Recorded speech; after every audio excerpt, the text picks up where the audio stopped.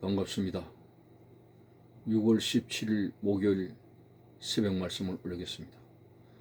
시편 84편 1절과 2절입니다. 만군의 여호와여, 주의 장막이 어찌 그리 사랑스러운지요. 내 영혼이 여호와의 궁정을 사모하여 쇠약하며 내 마음과 육체가 살아계시는 하나님께 부르짖나이다. 아멘.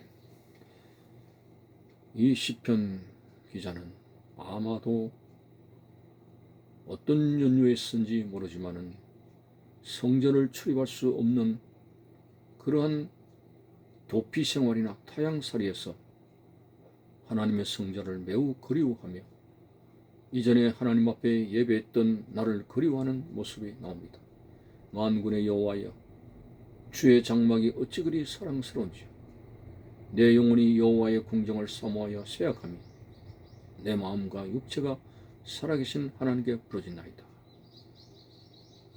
오늘날의 코로나 시대가 사랑하는 성도들이 성전인 교회에 가고 싶어도 가지 못하는 제한을 받는 어처구니 없는 일이 벌어졌습니다. 2m 거리 간격할 수밖에 없기 때문에 500명, 700명 나오는 교회도 절반을 줄여서 제한을 시키고 그리고 성전에 들어가지 못하고 온라인으로 예배를 드리는 안타까운 현실, 참으로 믿음을 가지게 되고 하나님의 임재를 믿고 나가는 주의 교회다. 그 교회가 참으로 그립지 않을 수가 없는 것이죠. 오늘 이 시편 기자는 여호와여, 주의 장막이 어찌 그리 사랑스러운지요. 그리고 내 마음과 육체가 살아계신 하나님께 성전을 가기 위해서 부르짖는다고 했습니다. 오늘 우리는 이때까지 마음만 있으면, 우리의 신앙만 있으면 어느 때든지 주님 앞에 나와서 교회당에 나와서 하나님을 찬양하고 예배할 수가 있었습니다. 저 공산주의 체제를 생각해 봅시다. 저 북한 땅만 생각해도 한때는 얼마나 북한이 교회로 부흥됐습니다. 평양이 예루살렘이라 할 정도로 대부흥을 이루지 않았습니까? 1910년 그러한 평양 대부흥운동도 우리는 기억합니다만, 근데 저렇게 공산화되면서 70년이 넘는 세월 동안에 주의 장막이 무너진 상태로 예루살렘이 폐허가 된 것처럼 평양의 예루살렘이 무너지고 하나님 앞에 예배를 드릴 수 없는 처참한 그 환경을 보지 않습니까? 그들이 우리 남한보다 무슨 죄가 더 지어서 그런 것이 아닙니다. 이것은 같은 우리의 동족의 문제를 가지고 철저하게 속히 남북 통일이 이루어지도록 하나님 앞에 간절한 기도를 해야 됩니다. 이것은 우리의 사명입니다. 얼마나 저 북한 성도들이 심한 고난 중에서 그들은 통일을 염원하고 교회가 다시 세워지기를 원하고 신앙이 회복되어지기를 원하겠습니까? 아마도 그들은 지하로 들어가서 몰래 하나님 앞에 예배를 드리고 있는지는 아는지, 참으로 삭막하기 그지없는 예배당이 무너지고 교회가 무너지게 된 이 저 북한 땅을 보면서 여러분, 정말 우리는 자유롭게 마음만 있으면은 얼마든지 주의 절을 출입한다는 이 사실이 얼마나 복된지 여러분은 알아야 됩니다. 참으로 오늘 시편 기자도 어떤 연유에 쓴지 모르지만은 주의 장막을 떠나서 과거에 성전에서 예배했던 날들을 너무나 그리워하는 모습이 나옵니다.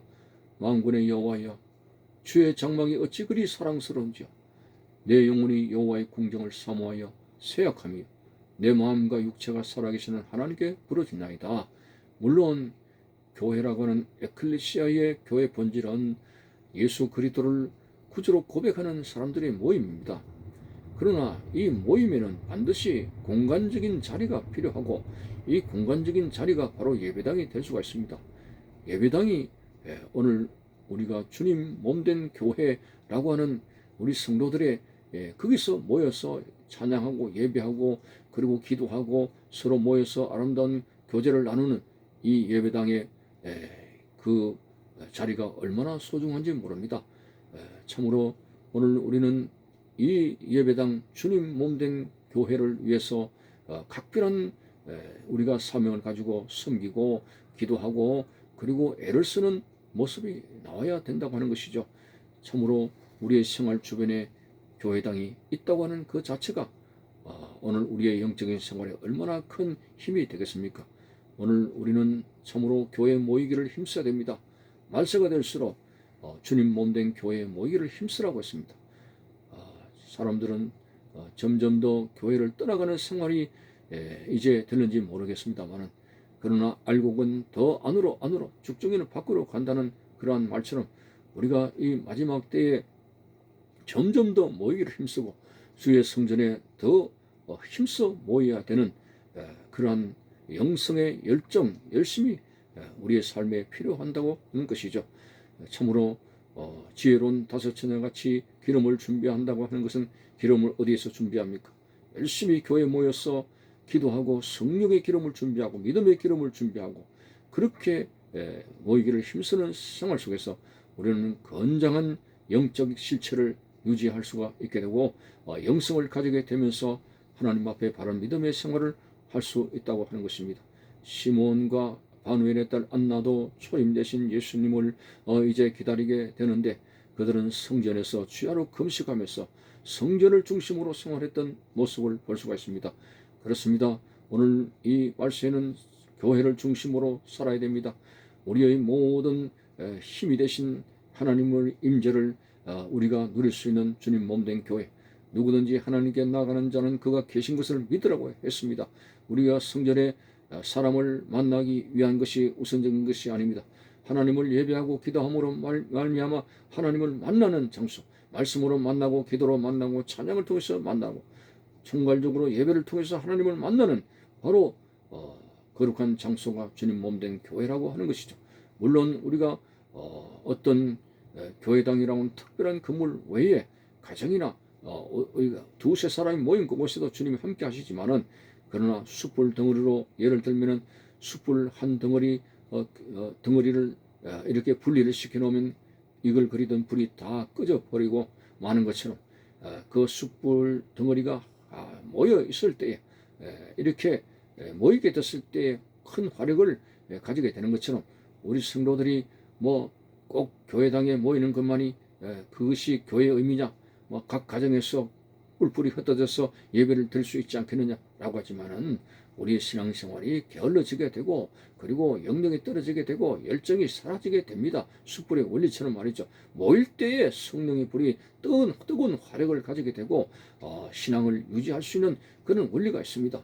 그러므로 무교회주의자처럼 각 가정에서나 뭐 그냥 텔레비를 보면서 텔레비전만 켜면은 기독교 방송에 얼마나 명설교 목사님들이 많으냐라고 할 수 있을는지 모릅니다만은, 그러나 그것만이 우리 신앙생활의 전부가 아닙니다. 공동체로 모여가지고 서로 애찬을 가지게 되며 그리고 이제 수고하고 그리고 전도하고 애를 쓰는 충성하는 그러한 현장이 바로 주님 몸된 교회라고 하는 사실을 부정할 수가 없습니다.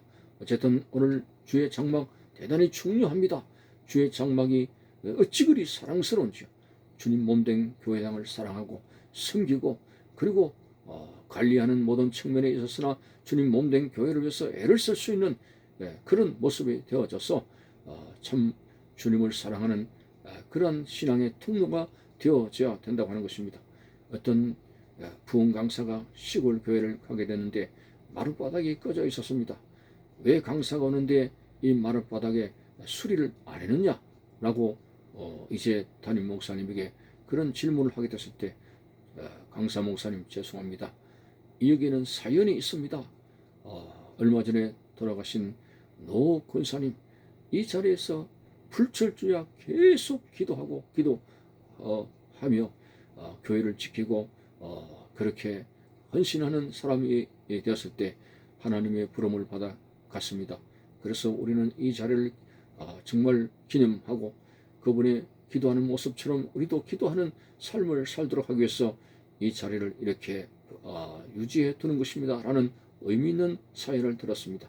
얼마나 교회당을 사랑하고 한 자리에서 계속적으로 기도하는 그런 노 성도의 모습, 정말 아름다운 모습이 아닐 수가 없습니다.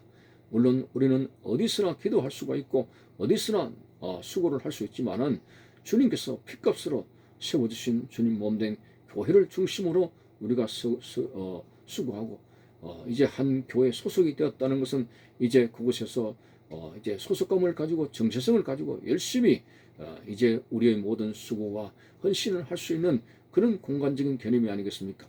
어쨌든 이 마지막 때에 하나님의 성결을 그리워하며 모이기를 힘쓰며 열심으로 주의 몸된 교회를 위해서 기도할 수 있는 교회 부흥과 질적인 그리고 양적인 성장을 위해서 기도할 수 있는 우리의 모습들이 되시기를 바라는 것입니다. 감사합니다.